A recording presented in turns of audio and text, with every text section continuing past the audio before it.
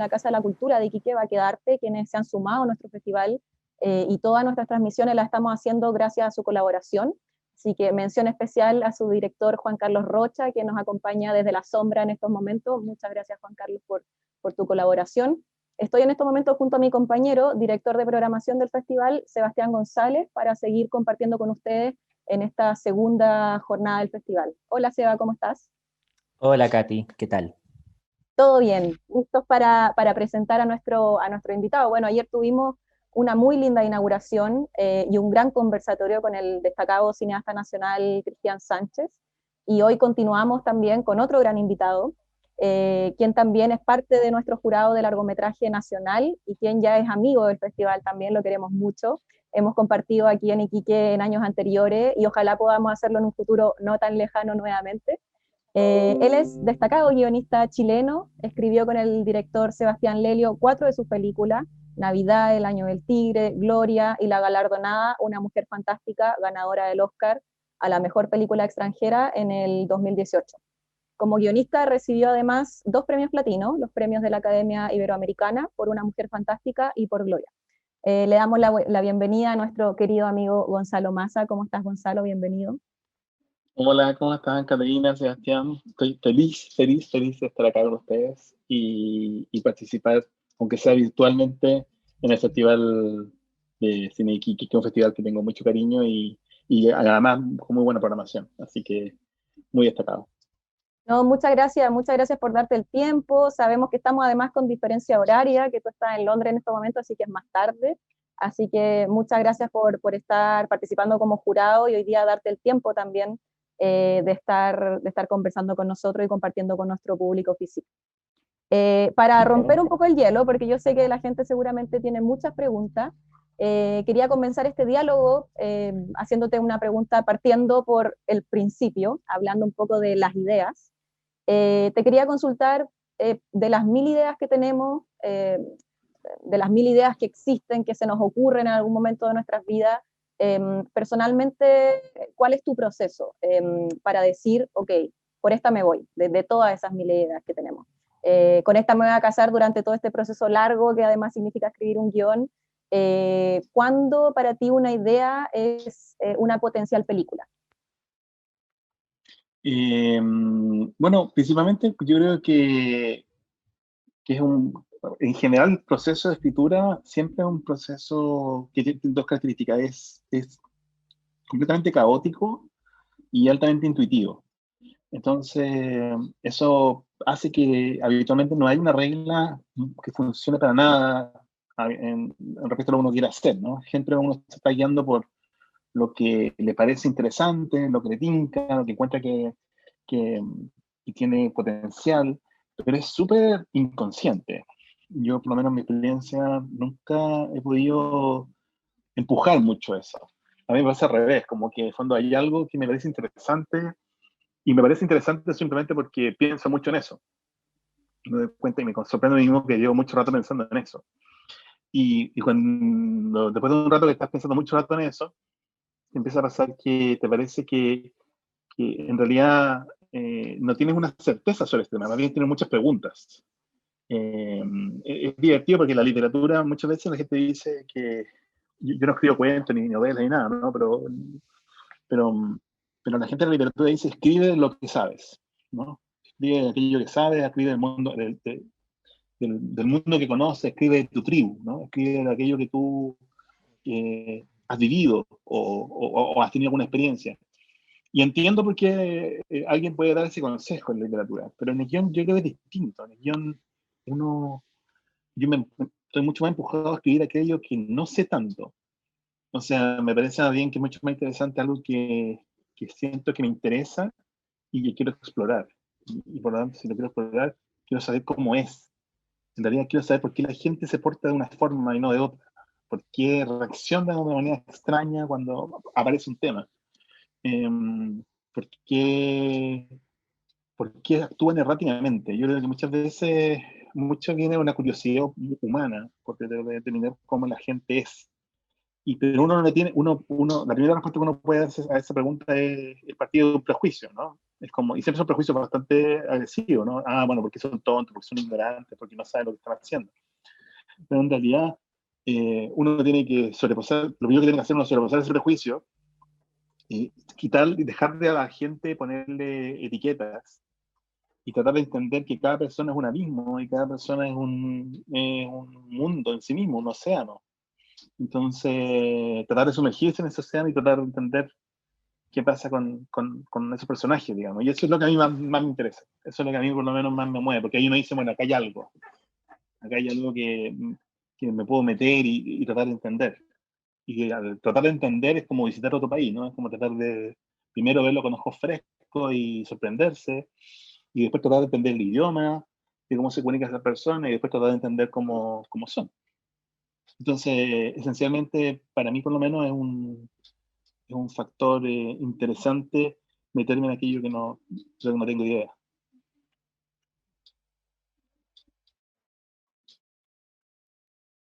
Sí, mira, de eso mismo que estabas hablando, Gonzalo, ayer, bueno, conversábamos con Cristian Sánchez sobre el tema también de cómo surgen las ideas y él obviamente practica este cine un poco más de la errancia, de personajes un poco, claro, fuera de todos estos marcos más teóricos de conflicto central, no conflicto central, etcétera, etcétera. Pero a mí me parece muy, muy entretenido lo que tú planteas ahora, y era algo que habíamos preconversado con Katy, como que me anticipé a lo que ibas a decir. Esto de hablar de los personajes que no nos anticipamos a algo que ibas a decir, esto de los personajes que no conoces, del mundo desconocido. ¿Cómo te enfrentas a eso, básicamente? Porque obviamente, claro, en la literatura te dicen, tienes que escribir de lo que conoces. Muchas veces en clases de guión a veces te dicen, bueno, pero si vas a escribir, no sé, pongamos un ejemplo, de drogas, tú has probado drogas, y en el fondo es esto, de plantearse cómo afrontar la escritura sobre lo desconocido, en el fondo, cómo es ese proceso. O sea, yo creo que pasa algo que, más que sea absolutamente desconocido, es que te genere alguna duda, una pregunta. No sé, cuando yo hice, como para ser más concreto, ¿no? Como cuando hice que Ella es Cristina, que es la película que dirigí y escribí, era porque tenía una duda. Yo tenía una pregunta, decía, ¿por qué las mujeres, ciertas mujeres de una generación más abajo mía, que están como medias perdidas en la vida y que básicamente están en un lugar medio extraño donde ellas son extremadamente capaces, inteligentes, no sé, de todo, tienen muchos atributos y siempre terminan emparejadas con tipos que son un desastre, ¿no? Pelotudos, en fin, básicos, primitivos. Y yo decía, ¿por qué pasa esto? No, es una pregunta.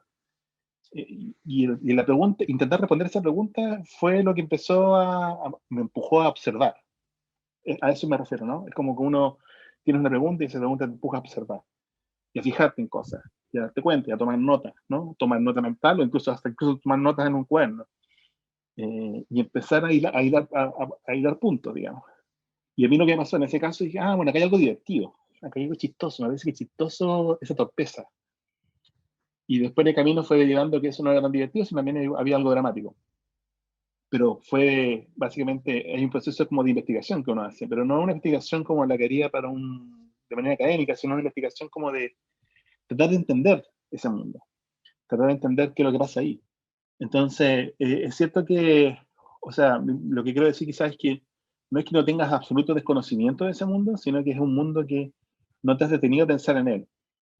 Eh, y cuando te detienes a pensar en él, te das cuenta que probablemente porque además lo que uno está buscando son conflictos, contradicciones internas o contradicciones de ese personaje con respecto al mundo, ¿no? O porque ese personaje puede que sea invisible para el resto del mundo, que es lo que pasa un poco con Gloria, ¿no? O rechazado, que es lo que pasa con Marina, en La Mujer Fantástica. Entonces, a mí lo que me pasa es que tratar de encontrar esa clase de personaje que te genere preguntas y te genere que tú puedas generar algún tipo de hipótesis y esa hipótesis además no se compruebe, sino más bien te muestra otra cosa distinta, me parece entretenido de hacer. Eso es lo que pasa. Me parece entretenido de explorarlo y de conversar sobre eso. Porque de hecho, cuando tú estás con un personaje adentro que quieras como desarrollar, te pones a conversar con gente que se parece al personaje o gente que tiene que convivir con este personaje. Y siempre te cuentan cosas que como si estuvieran esperando que fueras a preguntarles, ¿no? Entonces, hay como que por lo menos yo tengo mi background es de ser periodista. Entonces, me gusta hacer preguntas, me gusta como averiguar. Y, y yo creo que eso es, por lo menos ese ha sido mi camino, digamos, mi camino como de esa construcción, en base un poquito a husmear, ¿no? Y por el otro lado, ¿qué parte o cuál es tu mundo conocido al momento de escribir esos personajes también? Eso me parece interesante. Estás planteándote en algo que te genera dudas, que te genera preguntas, pero también cuando te pones enfrente a esos personajes, a esa historia, ¿cierto? ¿Cuáles son tus respuestas o cuáles son tus certezas dentro de eso? ¿O no hay ninguna y te gusta moverte entre medio de esas preguntas constantes? No, porque una vez que ya ingresas y ya empiezas a tener como, mira, esto es lo que está pasando, ¿no? Esta persona está en crisis, está en una crisis, y esto es lo que más o menos le está pasando, empiezas luego como amplías el campo, ¿no? Y ahí empiezas a leer, no sé, psicología o ver películas de personajes similares, y empiezas como a alimentarte ya cuando tienes un poquito más claro más o menos lo que quieres llegar, ¿no? Porque en el fondo lo que estás haciendo, y en realidad lo que me pasa a mí es que tenés que estimular una especie de músculo que como que no se ha movido dentro de tu cabeza, digamos, y que está preguntándose este tema, lo tenés que estimular todo el rato, para que de esa estimulación luego quede preparado para el momento de escritura. Porque al final todo eso se trata de eso, ¿no? De prepararte a ti mismo para llegar el momento de la escritura para que sea lo menos dolorosa, angustiosa, tironeada posible, digamos, para que sea lo más, para que fluya. Porque como ustedes sabrán, porque yo sé que le ha tocado escribir es angustioso, es difícil, es pesado, es lento, es solitario. Entonces, en realidad la mejor manera de sobrepasar ese momento es llegar con las pilas cargadas, ¿no? Y no solo en términos de energía, sino también con, con, con algún tipo de conocimiento. Y escucharte a ti mismo y escuchar tu propia intuición también. Y, y en ese sentido también hay algo que a mí me intriga mucho, es que tu experiencia, obviamente, tú no partiste como guionista, tenías ese interés, ¿cierto? Probablemente desde hace mucho tiempo, pero a ti te debe gustar desde el otro lado. Es súper interesante este movimiento, tú eras programador, ¿cierto? Trabajaste, si es que no me equivoco, en Fidox, además de Valdivia, editaste libros sobre cine. ¿Cómo es ese paso, cierto, de ser personas que estudian, que seleccionan películas? En el fondo a ti te tocó estar en un periodo súper importante de lo que fue el cine chileno cuando nace esta suerte de novísimo, que tú con Ascanio nombraron a ese cine así, ¿cierto? Eh, ¿Qué te pasa a ti estar en el otro lado, cierto? Cuando ya dejas de seleccionar ese cine que se empieza como a impregnar y a transformar casi en una suerte de marca de lo que conocemos como el cine contemporáneo en Chile. ¿Cómo es el salto? ¿Cómo es pasar a la otra vereda, cierto? Ya ahora soy yo el seleccionado, soy yo el que escribo las películas que van a pasar por el mismo proceso al que yo participé antes. ¿Cómo es ese cambio? ¿Cómo te ha influido también en el proceso de escribir películas? Yo creo no tengo una respuesta así muy pensada sobre eso. Más bien me pasa que a uno le toca el camino que le toca. Como que eso fue un poco mi respuesta, digamos. Como que cuando yo salí del colegio, digamos, no había muchas escuelas de cine. Hoy parece absurdo, pero yo salí en 92. Entonces, imagínate, no había escuela, literalmente no había una escuela de cine, había programas de comunicación audiovisual. Yo además yo vivía en Viña, tenía que morir en Santiago, era un camino difícil. Lo más parecido me gustaba escribir, y lo más parecido a escribir algo que tuviera que ver con cine era meterme al periodismo y tratar de hacer crítica de cine.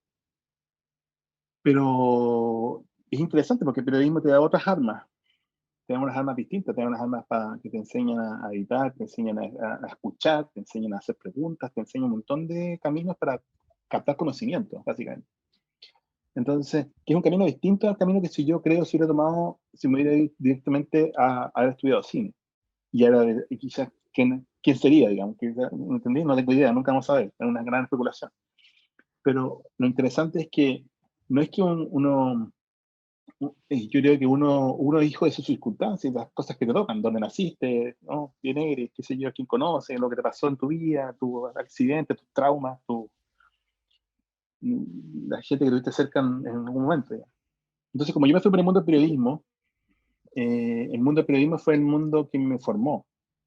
Y también me formó las humanidades, digamos, ¿no? La lógica argumentativa también, por ejemplo, fue súper importante en mis primeros años de estudio. Yo además tengo un background de matemáticas fuerte, yo nunca estuve en cursos humanistas, estaba en cursos matemáticos, entonces como que me, me pasó que sentía que había la necesidad de buscarle sentido a las cosas era lo que me interesaba. Y la necesidad de buscarle sentido a las cosas, las historias, construir historias, contar historias, es tratar de que las cosas tengan sentido. Nos vivimos en un mundo caótico, donde nada tiene, parecía los días malos que nada tuviera sentido, digamos, pero justamente la construcción de historia es que tratar de que las cosas tengan sentido. Y eso venía de mi formación matemática, mi formación argumentativa, de periodismo, entonces se van acumulando como distintas capas y te empujan a hacer lo que estás haciendo, digamos. Entonces, por eso digo que no hay una respuesta como decir, como que un día te levantas y dices, no, ahora voy a ser director de cine, digamos, o voy a dar haber hecho crítica fue un caballo de Troya para terminar haciendo películas. Porque es cierto que siempre me interesó escribir y siempre me interesó dirigir. Pero una cosa es lo que uno quiere hacer y otra lo que el mundo te permite hacer, digamos. Entonces no es tan fácil como que fuera solamente un acto de voluntad.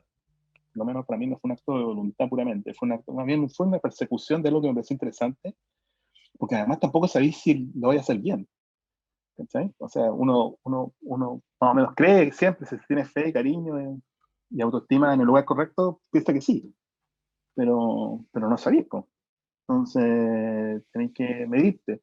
Y sobre todo si vienes del mundo de la crítica, donde tu trabajo ha sido básicamente medir al resto, eh, hay una... Para mí nunca fue demasiado como preocupado de que me vayan a criticar cuando vea mi película, porque sabía que eso iba a pasar. Pero sí eh, me pasó algo terrible, digamos, que es como una especie de decepción. Me decepcioné un poco del acto mismo de hacer crítica de cine. Porque me parecía, en un momento como... Porque en un momento estuve haciendo las dos cosas, estaba escribiendo películas con Sebastián y estaba haciendo crítica. Y de hecho incluso como que en algún momento alguien hizo un artículo en una revista, como, las personas que están en los dos lados, y además fue un problemático porque tanto del mundo del cine me decían, ya tú no puedes ir haciendo crítica, y del mundo de la crítica tú no podías hacer películas. Y yo decía, pero ¿qué es esto? Como que este colegio mental que te obligan a tomar decisiones, ¿qué le importa? Uno hace lo que puede y lo que quiere, ¿de qué se meten? ¿No? Esa era mi actitud. Y entendía un poco, después con el tiempo entendí a qué se referían. O sea, claramente era una cosa chilena marcatoria de, como defínete y sé que elige ser una cosa y no dos, pero también era otra cosa, era como, que para mí fue como eh, descubrir que la crítica de cine tenía una cuestión muy moralista. Hay un juicio que no es estético, sino finalmente es moral. Y cuando me di cuenta de eso, y cuando me di cuenta que yo mismo lo había estado haciendo, y que después cuando empecé a revisar mis propias críticas me daba cuenta que estaba, y cuando leía las dos demás también, y leía después Truffaut también, y después leía, y que básicamente era algo que estaba en el tronco de la crítica de cine como disciplina, como que me decepcionó. Como que dije, somos curas, ¿no? Somos sacerdotes. Y yo, no, yo cura no soy. Entonces, ahí me fue más fácil de explicarme. Y es un alivio no ser crítico. Porque también uno como crítico se construye a sí mismo y necesita tener algún tipo de coherencia estética. Eh, y a veces uno la fuerza. Y lo interesante es que desde afuera, cuando ya no eres crítico y cuando te dedicas solo a ser tú mismo y ver las películas si quieres ver y si no quieres no las ves, y solo sigues lo que te interesa, y no estás obligado a hablar de nada, ¿no? Entonces, te te da una libertad que te permite, de hecho, formar tu verdadera visión estética. Entonces, me pareció mucho más interesante eso. Oye, Gonzalo, y ya que estamos hablando de esa historia, de esos inicios, y también pensando en que Physique también se conecta mucho con un público bastante joven, que quizás está como en sus primeras expediciones, sus primeras búsquedas, quería remontarnos un poco a este primer proceso que viviste en el primer largometraje que escribiste. De alguna manera, como cuáles fueron las aprensiones, cuáles fueron los miedos que estaban ahí latentes cuando escribiste este primer largometraje y que ahora, claro, ahora ya teniendo más de 4 o 5 en el más, que ahora lo miras en perspectiva, ¿no? Como respecto a ese proceso. Bueno, me pasó que nunca me he enfrentado completamente solo a estos procesos. Y eso he tenido suerte. O sea, no... Porque la primera película que escribí, en términos estrictos, no la escribí. Que básicamente es una película que hicimos con un amigo de guionista que se llama Luis Ponce, que era un trabajo de un telefilm que le habían pedido, y que se llamaba, en su momento se llama, el título original era otro, ¿no? Pero terminó llamándose XS la peor talla, que es un título que inventó un publicista. Pero antes tenía otro título, que era bastante malo igual. Eh, Ahora, era basado en un cuento de Sergio Gómez, y me acuerdo que yo ya estaba haciendo trabajos de guión, pero para televisión, como muy pequeños, digamos, como de series de televisión de telerrealidad, y que los primeros pasos que daba, y este era el primer caso que hagamos algo así como una película. Si nos juntamos y hicimos como básicamente discutimos de qué se iba a tratar la película, y hicimos como la escaleta. Y luego, de hecho, claro, vimos la anotación y todo, y después yo tuve que salir, y fue Luis el que terminó escribiendo el draft de esa película. Aunque estamos acreditados los dos como guionistas. Entonces, ya la primera experiencia fue como súper acompañada, ¿no? Súper protegida. No era como algo que, oh, tengo que estar escribiendo una película, ¿no? Y después para adelante, las cuatro que hicimos con Sebastián, todas fueron también igual. Entonces, siempre fue, Sebastián es un motor, es una máquina, no sé, pues una fuerza de la naturaleza, tiene mucha energía. Entonces, y yo soy menos energético, entonces me empujaba mucho, ¿no? Era como que, porque de alguna manera disfrutábamos mucho el proceso de conversar sobre las historias, y de hecho el proceso de las películas que hicimos, que fueron Navidad, sobre todo Navidad, fue un larguísimo proceso de guión, de haber sido como 3 años por lo menos, entre el 2005, entre diciembre del 2005 y cuando se filmó el 2008, claro, claro, fueron como 3 años de guión. Imagina, 3 años hablando y escribiendo y hablando y escribiendo, porque además estamos aprendiendo a hacerlo, no sabíamos hacerlo verdaderamente. O sea, al nivel de que hoy podríamos decir que sabemos hacerlo, digamos. Entonces, éramos como dos ratones en un laberinto que nos metíamos todos y cada uno de los recovecos posibles y exploramos todas las posibilidades una y otra vez a ver si eso era lo que nos gustaba o no.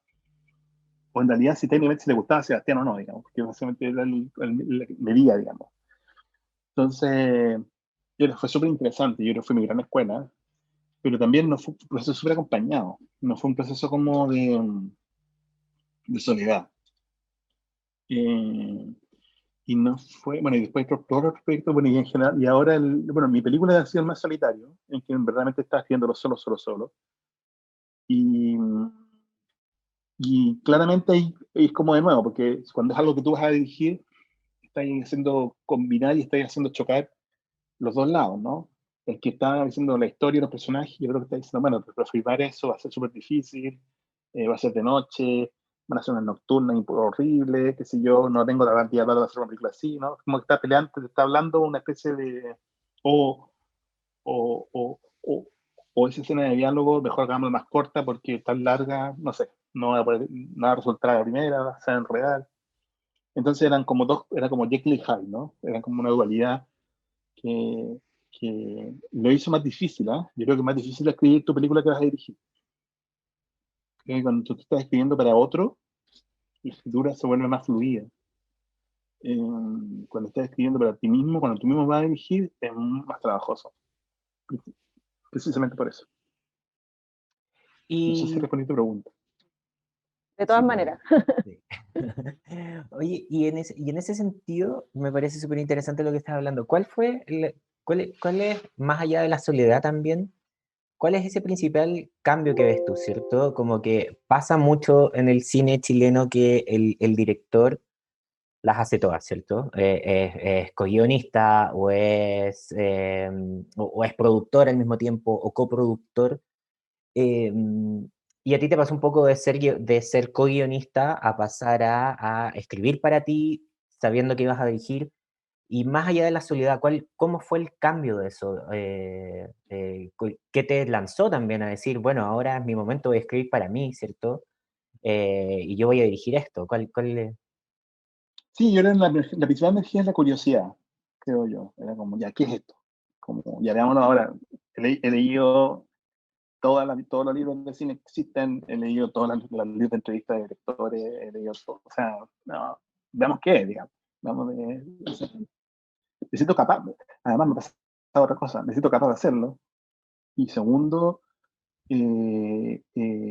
siento que ya estoy en una etapa de mi vida que ya he vivido cosas que de alguna manera tengo algo que contar. Conozco un poquito más los seres humanos que si hubiera tenido 20 años. ¿Cachai? Entonces, como que eso fue lo que me pasó, esas cosas me dan una cierta seguridad de decir, ok, mira, y lo peor que puede pasar es que no resulte, y que te quede más o menos, o te quede mala. Y bueno, tampoco tan malo es, no es, digamos, o sea, siempre vas a aprender algo. Entonces, ese salto, en realidad vino por la curiosidad. Es como, ya, empujémoslo un poco, ¿no? Vemos qué es lo que es. Y después, cuando lo estás haciendo, increíble. Es mucho mejor dirigir películas que escribirlas, porque es mucho más entretenido, pero además porque todo el mundo te ayuda. O sea, cuando estás escribiendo no te ayuda a nadie, o no sé, te ayuda el director, qué sé yo, pero en realidad estás súper solo. Y el momento de la verdad, el momento del tecleo, que es el momento de la verdad del guión, porque hablar de la película, hablar de la historia, hablar de los personajes, eso lo hace cualquiera. El momento de la verdad es el momento mismo que el dedo presiona la tecla y se forman palabras, y eso se imprime en una hoja, y eso es un guión. Eso es la escritura, y eso es lo difícil. Todo el resto, hablar de la estructura y los personajes y todo, por hablar es gratis. Entonces, me pasaba que pasar de ese momento de la escritura al momento de sentarse y ya tener la claridad clara en tu cabeza, porque la pensaste todo el rato y te la escribías. Y nada, te preguntan hay 100 personas que te preguntan 1000 cosas, ¿no? Como decía François Truffaut en La Noche Americana, ¿no? Y tú tienes que tener respuesta para todo. Pero lo divertido es que tenés respuesta para todo. Entonces es divertido, porque estás hablando como de alguien que conociera, ¿eh? No sé, ¿cómo se ve este personaje? Y tenía una respuesta. Y ni siquiera sabía por qué la tenís, pero la tenís. O de qué color es el pelo, o de qué color son, o cómo vamos, cómo son las casas donde viven, ¿no? Cosas que te preguntan la gente de arte, o de vestuario, de maquillaje, ¿no? O de producción. Y uno tiene respuesta para todo. Y eso es súper divertido, es chistoso. Es chistoso hablar de algo que supone que no existe y tener respuesta. Y además es cómodo porque todo mundo, yo soy hijo del medio, no soy hijo único, pero en ese momento eres un hijo único, ¿no? Es como que todos están alrededor tuyo tratando de que estés bien y que estés cómodo y si estás mal, como que todo, si un día estés como con dolor de cabeza o medio gruñón, como que se nota porque todos como reacción, todos como que dicen, se preocupan, ¿cómo hacemos para que esté bien ahora, para que no se caiga este castillo de naipes en el que estamos todos parados? Que es la filmación. Es chistoso, me causa gracia. Eh, Así que de todas maneras no, pero claro, pero tenés que tener algo que contar. Y eso es lo que a veces es lo que más cuesta contar. Y Oye, en ese Gonzalo. sentido, mira, lo Ah, quiero dale, vincular con algo que hablamos ayer con... Ay, perdón, Katy. dale, dale. Lo quiero vincular con algo que hablamos ayer con Cristian Sánchez, que era el tema de la ansiedad. Le preguntaron a Cristian desde el público qué había sentido él cuando terminó su primera película y dijo angustia y ansiedad, o sea, la gente la veía, bueno, estaba hablando un poco de Zapato Chino, que fue la primera que él logró terminar, escrita y dirigida por él mismo, en otra época que era dictadura, esa película como sabemos, se estrenó en el Teatro La Católica, o sea, era otro contexto. ¿Qué te pasó a ti? ¿Cómo manejaste esa ansiedad?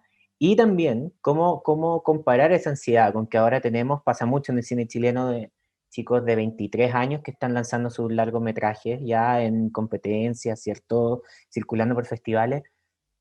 ¿Cómo te paras frente a eso tú? Y cómo pararse con 23 años? O sea, chuta, con 23 años vienes saliendo de la universidad, mucha gente se demora años en encontrar pega y de repente te encuentras en, no sé, en San Sebastián estrenando una película, ¿cierto?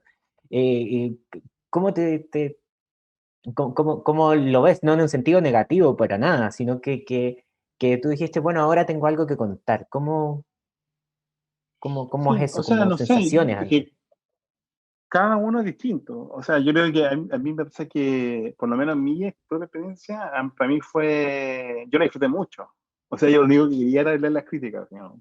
Pero no, ya ni siquiera porque quería leer las críticas para saber lo que decían de mí, sino porque además, como yo he sido crítico y conozco a todos los críticos, entonces, por ejemplo, tenía muchas ganas de entender como, y esto es muy nerd lo que voy a decir, pero sé más o menos cuáles son las retóricas de los títulos críticos, ¿no? Cómo se expresan y cómo...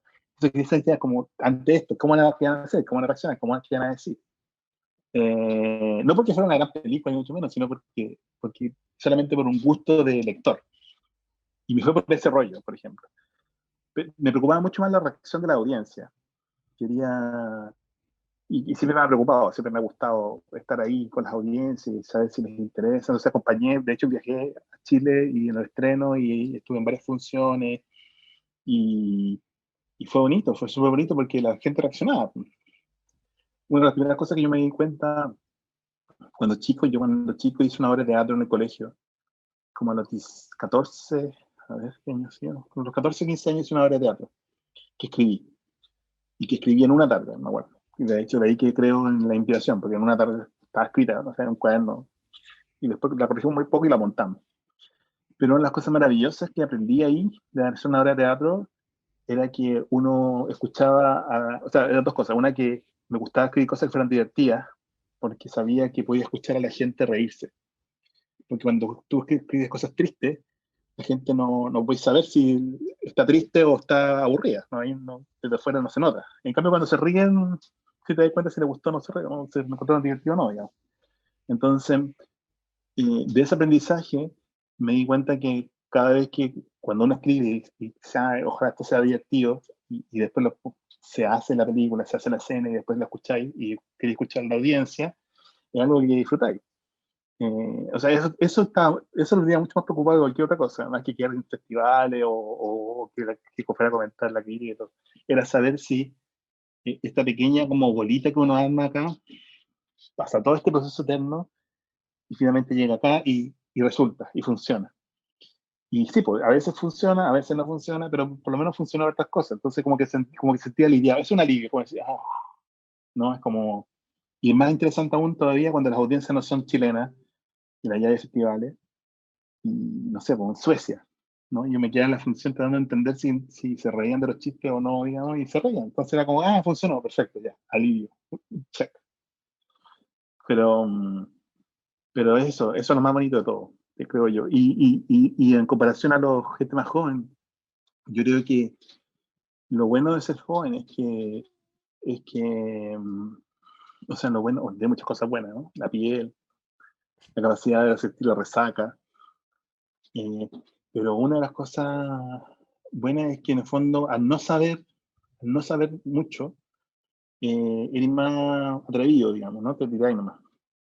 El problema es que cuando empezáis a saber cosas, empezáis a saber, mientras más sabís, más menos te atreves, ¿no? Y yo creo que ese es el gran aprendizaje, no dejar de atreverse. O sea, ahora que sé más, porque por experiencia más y porque ya he dicho más cosas, tenéis que no perder esa energía de ya tirarse. Igual siempre tirarse piquero, aunque te pegue un guatazo. Eh, Eso es lo que no hay que perder, digamos. Y al mismo tiempo, lo mismo debe pasar con la misma gente más joven, ¿no? Que ve su película ya por 10ª o 15ª vez y dice, chuta, igual ya después de verla 15 veces me doy cuenta que hay cosas que están mal. O sea, nunca pensar porque la gente te dice que las cosas están bien, las cosas están bien. Siempre, nunca perder esa capacidad de crítica, ¿no? Como que me acuerdo con Sebastián, hablábamos harto de cuando estábamos pidiendo algo, que era como el detector de mierda, ¿no? Como que siempre prendido. Y cuando algo está haciendo y como esto está mal. Pero no es porque esté mal estéticamente, sino porque estáis diciendo algo horroroso que no es lo que tú verdaderamente pensáis sobre algo. O puede ser interpretado de manera equivocada. Entonces, tenerlo prendido siempre, siempre estar atento. Darte cuenta de las cosas que significa lo que estás haciendo. Y en ese sentido, claro, te pones más cauto, pero al mismo tiempo ya lo aprendí a ocupar mejor, digamos, ¿no? Con el tiempo. Sí, yo te quería hacer una pregunta vinculado porque, claro, muchas veces también hay cierto espacio de litigio con producción también, no sé, como que muchas veces sucede, no sé si te ha pasado, pero ¿qué pasa cuando los tiempos creativos de alguna manera no son los mismos que los tiempos de producción que se necesitan? No sé cómo nos enfrentamos a eso como guionistas o como creadores, como creadoras. No sé qué piensas respecto a eso. ¿Te refieres como cuando tú dices, esta escena tiene 5 páginas y solo se pueden filmar 2 ese día y no hay más tiempo porque no hay más plata para esa locación? ¿Ese caso de conversación? Claro, a eso, o por ejemplo, si de repente se está en una reescritura y tiene que ser ahora en un tiempo y de repente los tiempos creativos que uno necesita son otros, por ejemplo, ¿cómo nos enfrentamos emocionalmente a eso? No, no, a mí cuando hice la película me encantaba que me dijeran, oye, sabéis que no se puede filmar aquí. O sabéis que esta escena está muy larga, hay que cortarla la mitad. Y yo, genial, genial. Ya, ponamos esto, ya, hagámoslo así. Me encantaba porque era como casi como un deporte, era como jugar a la pelota, jugar al tenis, no sé, o jugar al ping-pong. Era como que- y los productores también estaban contentos porque en general no era como yo decía, no, mi arte, y no van a dejar de hacer mi arte. No, al revés, era como, ya, cambiémoslo, sí, feliz. Como ya, como que te abre ventanas creativas. O sea, te obliga a ser creativo. Y eso es choro, eso es divertido, eso es lo que quería hacer. Entonces, eh, no encuentro un poco absurdo, de hecho, los directores que se aferran tanto a que algo no se puede hacer, no, y murió toda obra, no, al revés. Si tu trabajo es creativo, o sea, tenéis que encontrar soluciones creativas a los problemas, digamos. Es parte de lo que se supone que así. Entonces, eso es una cosa. Y por lo tanto, con los productores en general me llevé bien. Eh, Fui testarudo en un solo punto, que no lo cambié hasta el final, que por ejemplo en el caso de mi película era que fuera en blanco y negro, y por razones técnicas tú no filmáis en blanco y negro, filmáis nomás, y después le quitáis el color, pero en video es así, digamos, no es lo mismo que en el cine, que el cine es una película que es en blanco y negro. Pero cuando es video, tú filmáis nomás el material y puede ser color blanco y negro. Entonces hubo la tentación en un momento de pasarla a color. Y ahí en eso no, o sea, no. Era una decisión que estaba al comienzo, pero era porque también era un lenguaje, porque había un lenguaje, también era algo radicalmente importante, digamos. Pero eso no era un tema de producción, ¿no? Y además no había las soluciones que fueran, y además eran las razones incorrectas para hacerlo, no era como porque era mejor la vida ser más linda, no sé, era más linda, no sé, yo creo que no sería más linda, no, porque no estaba pensada para eso. Pero, así que en ese sentido sí fui porfiado, pero en el resto en general traté de ser lo menos porfiado posible porque sí creo que en cada una de esas preguntas hay una solución creativa. Y respecto a la escritura misma, a la presión que te ponen los productores, bueno, eso es terrible. Yo creo que es lo más terrible de todo el trabajo de ser guionista. O sea, de hecho ahora mismo, esta misma semana, estoy haciendo la entrega final de un guión y estoy atrasado. 2 semanas. ¿Ya? ¿Cachai? Es como me quieren matar. Me quieren matar. Así que si el productor no viviera en este país, haría entrado y me habría agarrado con la mano en el cuello. ¿Ya? ¿No? Pero no está listo hasta que está listo. Entonces, también igual tenía un poder ahí, es como, lo siento, pero no está listo. Y te juro que no está listo. Va a estar listo pronto. Y te quieren matar. Ahí te quieren matar con todas sus ganas.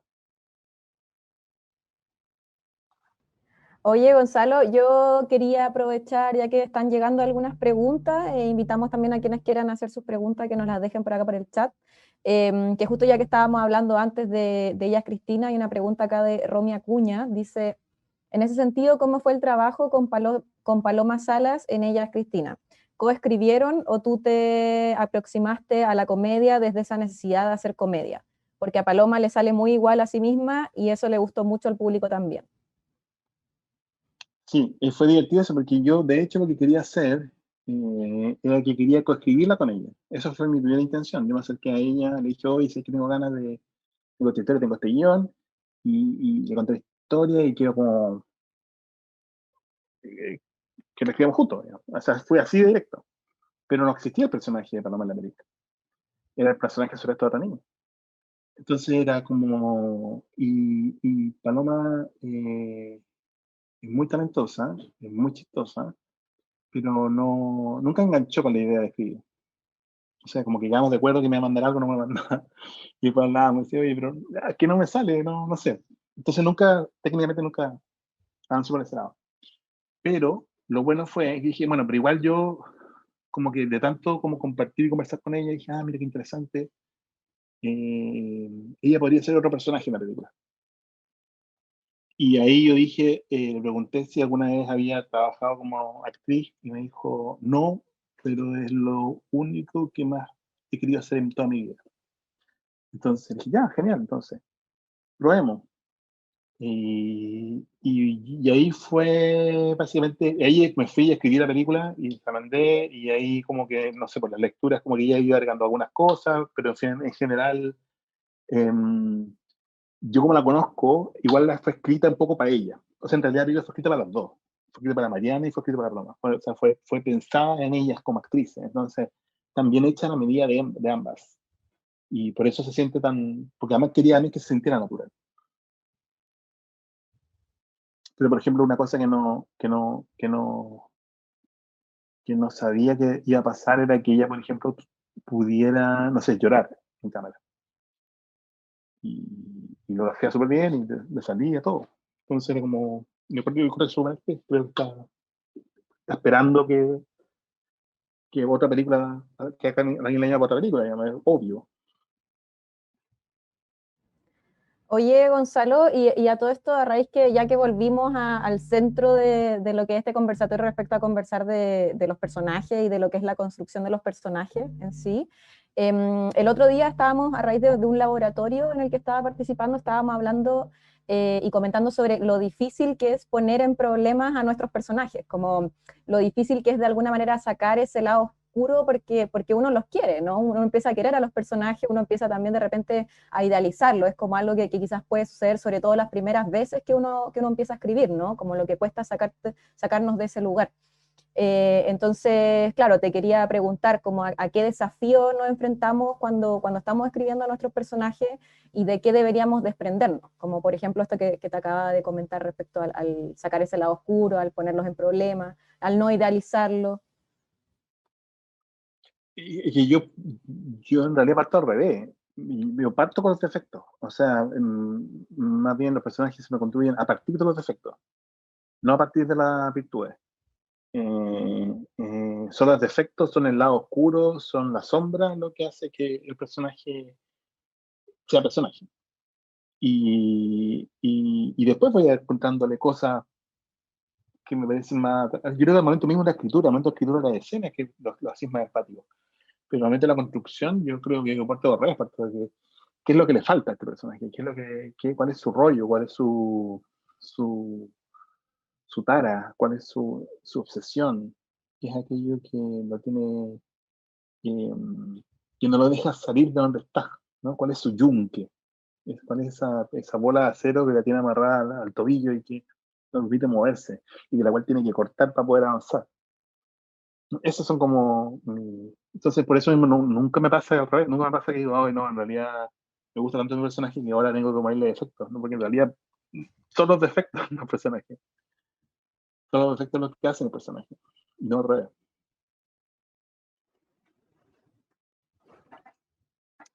Y en ese sentido, ¿qué tanto de ti hay en tus personajes?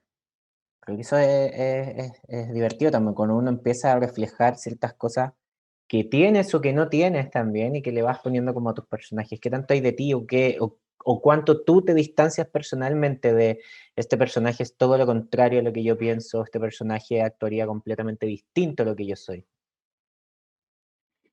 Yo encuentro que poco, ¿ah? Porque yo me considero súper aburrido. Entonces, no lo digo como un auto, ¿cómo se llama? Self-deprecating, como se dice en inglés, ¿no? No estoy tratando de irme para abajo, pero en realidad, en verdad, me pasa al revés, que yo soy en ese sentido, admiro mucho a Hitchcock, porque en el fondo yo soy un mirón. O sea, yo miro el resto. Y es mirando que eso lo pongo en los personajes. Porque sobre todo miro a la gente que es más entretenida, po. O sea, los personajes, la gente entretenida es la que hace que tus personajes sean entretenidos.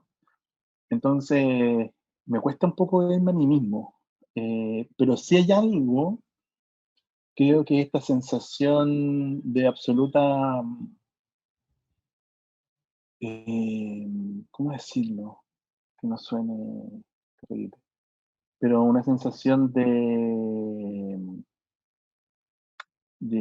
¿cómo se dice? Vulnerabilidad, ¿no? De que te pueden hacer daño con un chirlito. Eso, que para mí es como, para mí la mejor imagen es ET, ET azul en el río, ¿no? Es como cuando está ET botado en el río porque se escapó de la casa y está a punto de morirse y está azul de frío, digamos. Esta absoluta desolación completa y una vulnerabilidad ya pero absoluta. No está ni en su planeta, ni siquiera está en su segunda casa, está en ninguna parte, y que viene, hay que ir a recogerlo, ahí yo me conmuevo. Y ahí yo me conmuevo profundamente. Y ahí yo digo, sí, ahí probablemente sí. Ese momento yo creo que es un momento que yo creo que todos mis personajes atraviesan.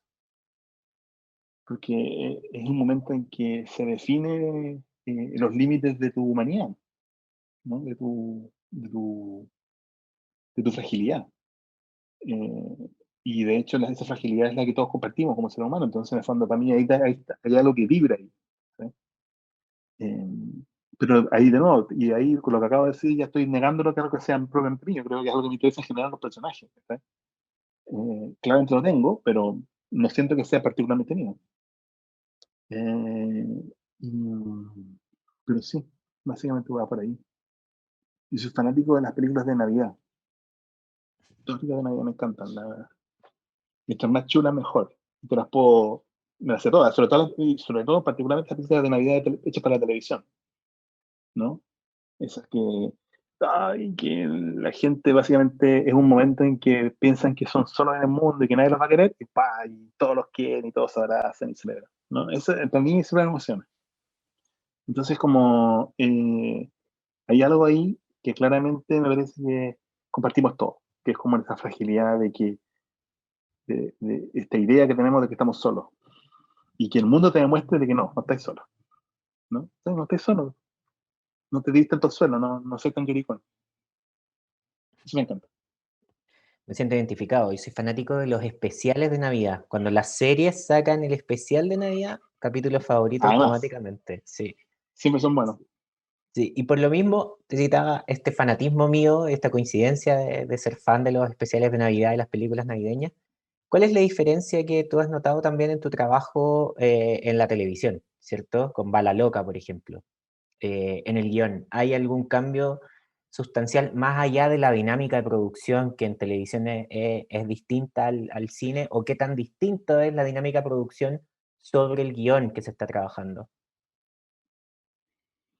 Bueno, eso es un gran tema ahora, porque ahora todo el mundo quiere hacer televisión, supone que televisión es como el futuro y todo, ¿no? Es como, o es el presente incluso, ya, con los cines cerrados y todo.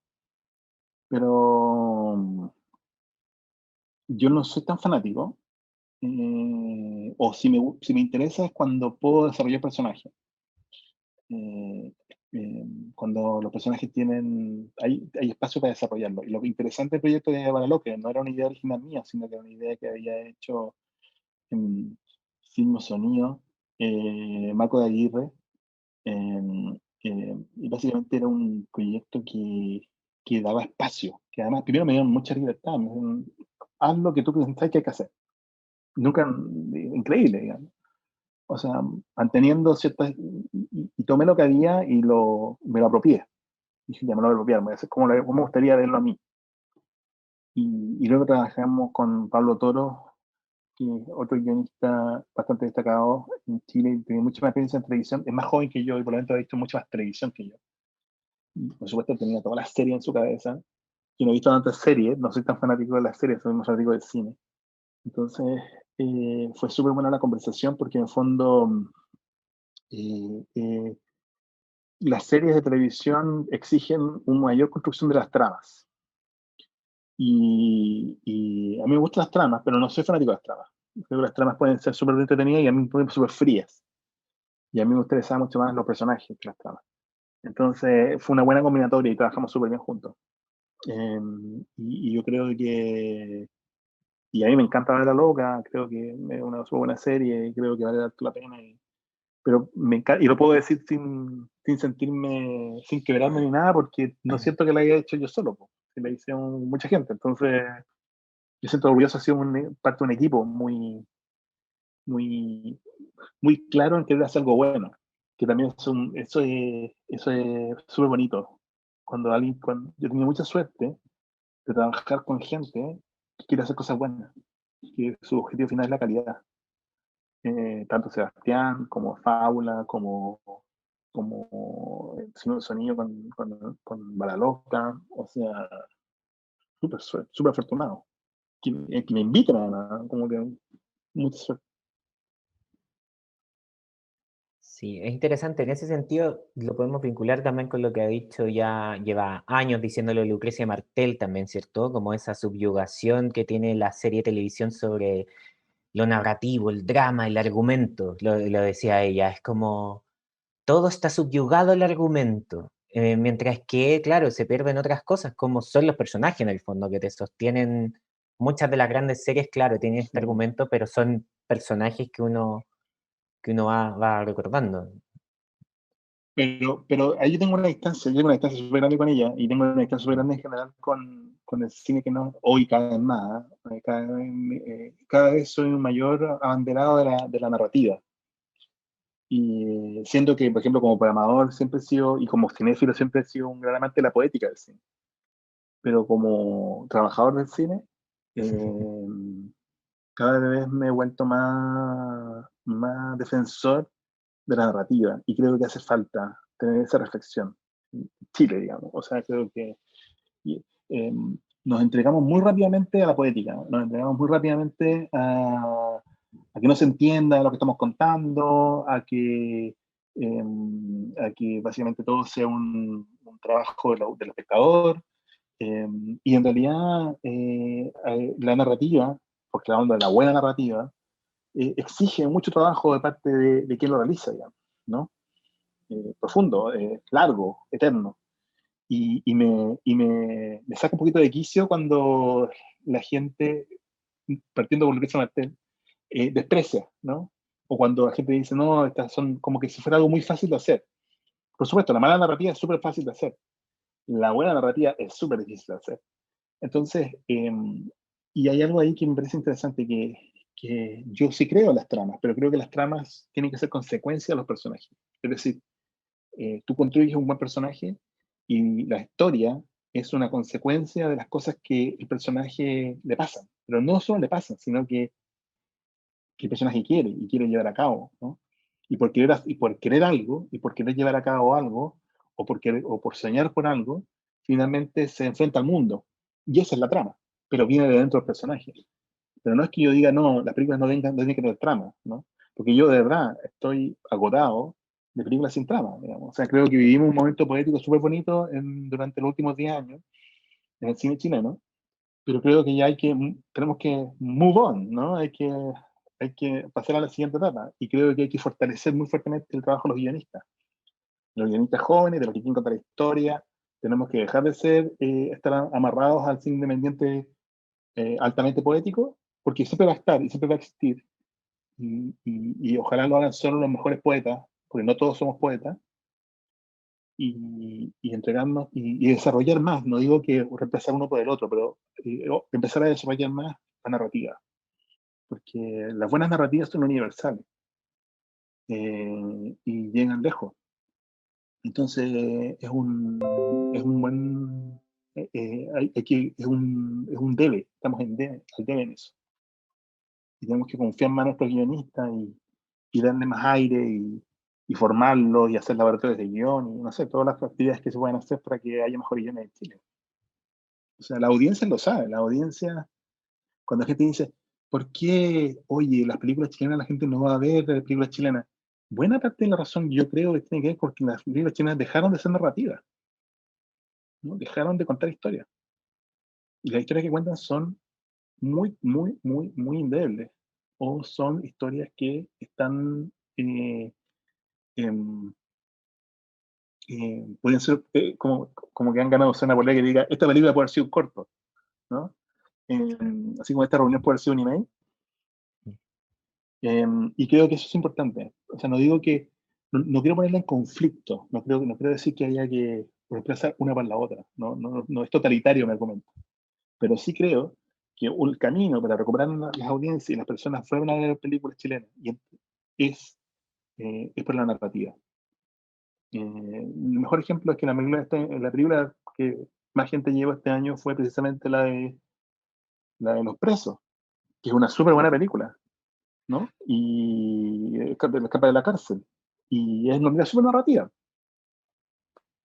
O sea, hay que quitarle yo creo que hay una especie de idea de que ser narrativa es ser gringo. Y es chistoso porque no, es como pensar, no sé, es como pasar por alto todos los rusos, por ejemplo, ¿no? O la literatura francesa o los británicos, ¿no? Es como, no, la literatura no es, o los chinos. La narrativa no es gringa. La narrativa no es gringa. La narrativa es narrativa. Entonces, no sé, como que esa es mi bandera de lucha en este momento. Que hagamos más películas narrativas. Y en ese sentido, eh, no es como un mea culpa ni nada, pero ¿qué responsabilidad tenemos los festivales de cine también en eso? Y que tú fuiste parte de los festivales, ¿cierto? ¿Cuál es tanto nuestra responsabilidad en eso? Porque a veces a nosotros nos pasa, en mi equipo de programación y todo, yo les trato de decir, por ejemplo, rompamos esta caricatura del estreno, ¿cierto? A nosotros, un emblema del FICIC es que nosotros queremos que las películas se vean. Y si se vio en 10 festivales atrás, da lo mismo, ni que no se ha visto, es necesario verla. Y en esa lucha por el estreno, también está un poco esa lucha por cuál es la película más distinta que yo puedo tener al resto, ¿cierto? ¿Cuál es la película que más se parezca a los festivales de cine europeos, por ejemplo, que tienen una estética en particular? ¿Cuál es la responsabilidad que tú crees que cae en el rol de programador, algo que nosotros compartimos? Como No.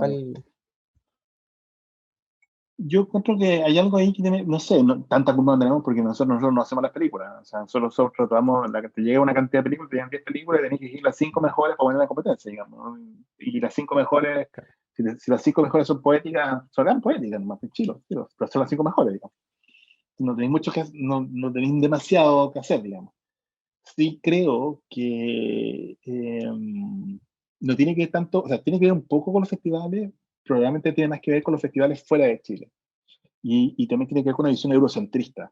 Y acá hay algo que viviendo en Europa me doy cuenta, digamos, que es que los principales festivales del mundo están en Europa.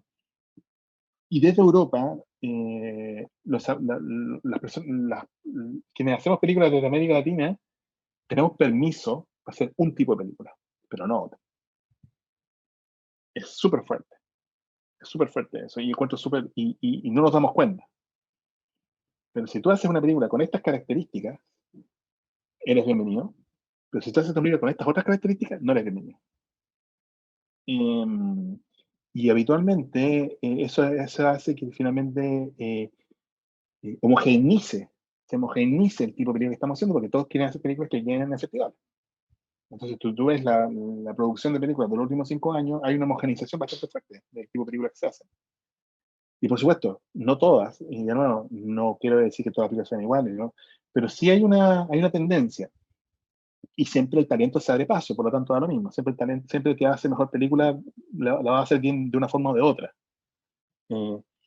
Pero quiero decir con esto que, ojo, que lo que pensamos que es hacer buen cine, en realidad lo que estamos haciendo es estamos a merced de ciertas decisiones editoriales de festivales europeos que habitualmente son bastante ignorantes. O sea, básicamente su visión es súper turística de nuestra realidad, de nuestro mundo, ¿no? O somos delincuentes, o somos pobres, no existe la clase media, ¿no? No existen películas de clase media en festivales, películas americanas de clase media en festivales, no existen. Somos todos pobres, eh, o vivimos en realidades extremadamente dolorosas, donde solo hay dolor y donde no hay goce posible. Y, pero además bien filmado, estéticamente bien filmado, bonito, ¿no? Lo que mucha gente ha mencionado que es como una especie de glamorización de la pobreza, ¿no? Todo eso ya no existe más, ¿no? Pero lamentablemente los festivales tienen poder. Y tienen el poder de decir, oye, tú estás invitada a la competencia de este festival sea, ¿y quién va a decir que no? Digamos, ¿no? Y además, si eres un director joven y quieres hacerte notar rápidamente, empiezas a sacar la cuenta de cuáles son las películas que hay en el festival y cómo son, y vas a tratar de hacer una parecida a esa, ¿no? Es lógico. O sea, yo también lo haría. O sea, todo el mundo lo hace. Pero, pero creo que hay que tomar conciencia de eso. Hay que saber que ese camino, finalmente lleva a una homogenización de tipo de que estamos haciendo. Y finalmente no estamos contándonos nuestras propias historias. No estamos haciendo cine para nosotros. Estamos haciendo cine para otro. Para un señor sentado en su café, no sé, en París. Sí, po. Es súper interesante, tú tienes un texto sobre eso muy lindo que escribiste en La Fuga, que yo cito en mi tesis porque mi investigación es sobre festivales. Y es Bueno, muy lindo ese texto porque tú mencionas eso de para qué son los festivales de cine, si es que no me equivoco se llama, o para qué sirven los mm, festivales de cine. Es muy lindo eso porque hay una influencia súper importante desde los festivales al cine que se está haciendo. Está el tema de, y con esto también quiero preguntar, volviendo al tema del guión y al trabajo que has tenido tú.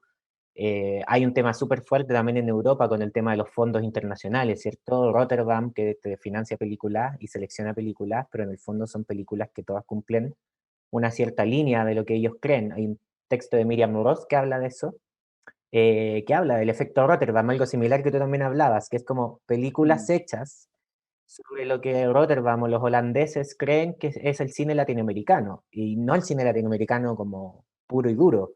Y obviamente, a falta de financiamiento, muchos caen y terminan haciendo esas películas porque conviene, aunque suene polémico lo que estamos diciendo.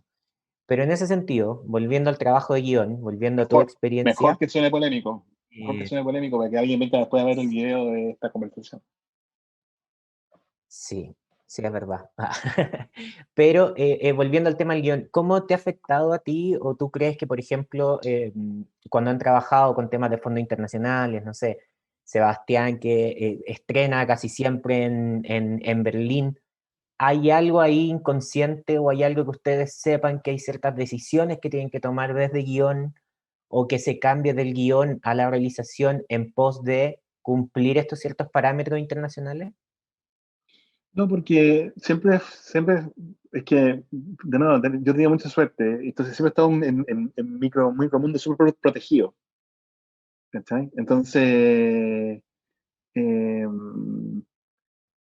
no sé, como que de alguna manera no, evidentemente tiene que estar, porque tiene que estar nomás, ¿no? Pero no, si está, no es de manera consciente, y si no, y si está, tampoco es tan fácil de determinar de qué forma, porque si tú dices, no sé, una película como Gloria, es una película que,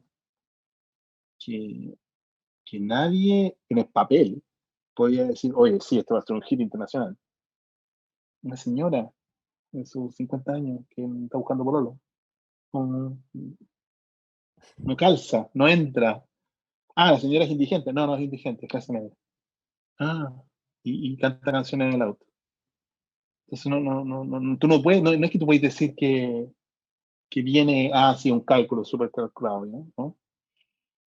Y si alguien de mala leche lo puede decir por la Mujer Fantástica, tampoco, porque en términos estrictos, lo más importante, lo bonito de la Mujer Fantástica es que es una historia, lo bonito que es una película sobre, sobre no poder decirle adiós a alguien que tú quieres, y después ese personaje es transgénero. Pero primero se trata de eso, de ese dolor, y ese dolor que es fundamental, digamos, ¿no? Y que también es político, ¿no? Es político desde otra perspectiva, ¿no? De los detenidos desaparecidos, lo que queráis. Pero nunca se hace mención a eso, ¿no? Ni siquiera, ¿entiendes? O sea, lo que estás explorando son cosas que vibran y más allá de tu propia realidad.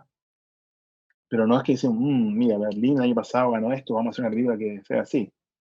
No, porque ninguna de las dos películas se parece a nada que haya estado premiado en ninguna otra parte. Que haya sido... Y no lo digo como con ego ni nada, lo digo nada más como que creo que esa es la manera de hacerlo.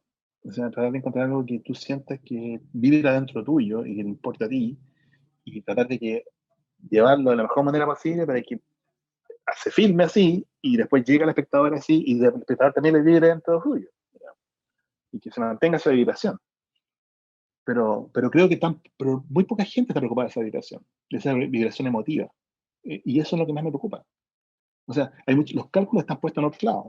Nadie dice, oye, sí, María, ¿cómo lograr algo que esté vibrando? ¿Qué es lo que a mí me hace? Primero preguntarte a ti mismo, ¿qué es lo que a ti te hace vibrar cuando estás frente a una película? O cualquier cosa, o en el mundo. ¿Qué es lo que el corazón se te aprieta y se te achica? Ya, trata de encontrar qué es lo que es. Y una vez que lo encontraste, trata de traducirlo a narrativa. ¿Cómo contar una historia que pase lo mismo? Que a quien la vea también se le apriete el corazón cuando la vea, ¿no? Y trata de mantenerla hasta el final. Eso es lo más difícil del mundo y eso debe ser el objetivo de cualquier persona que se dedica a hacer películas, ¿no? Pero después te das cuenta que no, po, que no es lo más importante para todo el mundo. Y de hecho, los que más les importa son los guionistas. O los directores guionistas, no sé, a todos los que están como tratando de contar historias. Y yo creo que a eso me refiero. O sea, más que hacer un tipo de denuncia de cómo son los festivales y la apropiación cultural, lo que sea, ¿no? O lo que sea, ¿no? Eh, a mí lo que quiero poner en testimonio y en importancia es en buscar esa vibración y tratar de repetirla. Katy, tenemos una pregunta del Sí, público. tenemos una pregunta y yo creo que con esta, yo voy a hacer la agua fiesta de este momento. La producción ya me está diciendo que tenemos que dejar a Gonzalo descansar.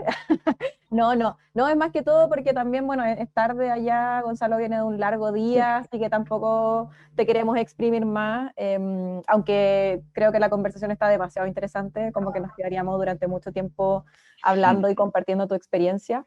La pregunta acá del público es, ¿cuál de sus creaciones le ha traído más satisfacción profesional y personal de Carlita Beltrán? Bueno, yo creo que lejos, en lo personal, Gloria es una película que yo estoy muy orgulloso de haber sido parte de ella, digamos. Y, y, y digo sido parte de ella más que haber escrito, porque se juntaron una cantidad de talentos muy grandes, muy distintos. eh, em, y eso también habla un poquito también de un rollo que ahora está un poquito de moda, que respecto a la autoría. No sé si saben que esta película está haciendo David Fincher sobre Mank, Mankiewicz, que es el guionista de Ciudadano Kane. Y como que ha salido dando entrevistas a David Fincher diciendo que hay que dar vuelta a la idea de la autoría, que Orson Welles es el autor de Ciudadano Kane, pero también es más el guionista, y ha empezado como a hacer un poquito un contrabalance respecto a la teoría de autor, de que el director es el único autor, y así. Y sabéis que no estoy ni siquiera, yo que soy guionista, no estoy tampoco tan de acuerdo, porque, o sea, sí estoy de acuerdo en el sentido de que hay que contrabalancear, pero no solo, yo creo que si vas a abrir esa puerta, no solo va a entrar el guionista, sino que también tiene que entrar el montajista, por lejos. Y, y en el caso de Gloria, creo que fue la construcción de esa historia que también me encanta, fue un trabajo tan de equipo, incluyendo a Pali García como actriz, digamos, a la zona de San Fernando, como te dijiste, fue tan, esa narrativa tan de equipo que me siento muy orgulloso de haber sido parte de ella y siento orgulloso de haber sido parte de esa historia. Y siempre voy a estar orgulloso, ¿no? Porque además fue un cambio súper grande como, también como nuestras vidas, ¿no? De ser, es súper claro, ¿no? Como a partir de eso, como que nuestras vidas cambiaron harto.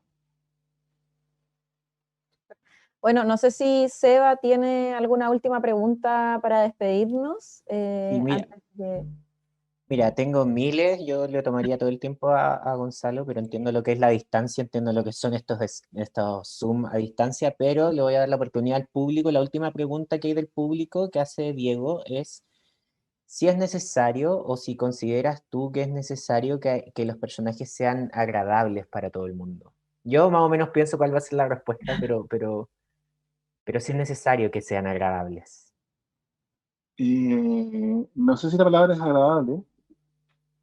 Ahora me están cortando, me tengo que cortar. No sé si la palabra es agradables. Creo que, claro, porque mucho se habla de que su personaje tiene que gustar, ¿no? O sea, no te puedes producir demasiado rechazo. Eh, yo creo que no necesariamente, pero sí es cierto de que, de que, de que identificarte con sus defectos es más fuerte que identificarse con sus atributos. O sea, tú te sientes, cuando un personaje es miserable, pero por una buena razón, tú eres parte de ese personaje, ¿no? No porque es miserable, porque es miserable. O sea, cuando el personaje no tiene razones, cuando solo tienen defectos y son arbitrarias tus razones para tener defectos, en realidad ellos no son atractivos, pero cuando tienen defectos y tú encuentras que tienen razones tener ese defecto en comportarse de una manera que no sería tan moralmente aceptable, pero de alguna manera lo entiendes, lo aceptas y más encima te gusta más, yo creo. Entonces no tiene que ver mucho con una decisión de que hay atributos o defectos como que hay que esconder los defectos del personaje. Va a ser al revés, hay que mostrarlos, pero tienen que tener razón. Es como Bugs Bunny, es como Bugs Bunny siempre es un personaje que eh, ataca en defensa propia. O sea, si tú ves todos los cortos de Bugs Bunny, él nunca ataca él. Siempre es porque él estaba tranquilo en su hoyo, comiendo su zanahoria y viene alguien a molestarlo. Y ahí él reacciona. Y puede ser súper pesado, desagradable, ¿no? Pero siempre lo hace por una razón, por un motivo, digamos. Y yo creo que eso también es súper importante en la construcción de los personajes, ¿no? Como darles un motivo para ser como son, aunque sean defectos. Bueno, Gonzalo, te agradecemos por Bueno, toda esta inspiración, por toda tu energía también de poder compartir esta experiencia, tus sentires con nosotros y bueno, y agradecerle también al público que se conectó y que estuvo ahí atento, pendiente también. Les queremos invitar igual a seguir acompañándonos porque mañana viernes tenemos otro conversatorio también imperdible con la actriz, directora indígena mexicana Ángeles Cruz, de quien además estamos exhibiendo sus obras en nuestra muestra de Mujeres y Territorio, así que también están muy invitadas a verla a través de nuestra plataforma. Vamos a estar hablando sobre la construcción cinematográfica desde la identidad, así que va a estar un conversatorio también muy interesante. Están todas invitadas a conectarse al mediodía, a las 12 del día, a través de nuestro Facebook Live. Y anoten también el sábado a las 18 horas, vamos a estar con el conversatorio de Mujeres de Cambio, la serie quiqueña ganadora del CNTV 2017, que relata experiencias de mujeres que luchan por realizar cambios en sus comunidades y transformar también la vida en sus territorios. Les recordamos que desde ayer que ya está disponible toda nuestra programación gratuita a través de www.festivalcinequique.com y que van a poder disfrutar las películas hasta el lunes 23. Ojo que los tickets son limitados, así que yo que usted no espero hasta el último día. Así que bueno, ya nos despedimos. Muchas gracias nuevamente, Gonzalo. Te dejamos descansar porque sabemos que ya es súper tarde, pero te agradecemos mucho el haber compartido este momento con nuestro público y con nosotros. Bueno, Muchas muchas gracias. gracias por invitarme, Sebastián y Caterina. Y hasta la próxima. Hasta la próxima. Chao, chao. hasta Gracias la al próxima. público. Nos vemos. Chao, chao.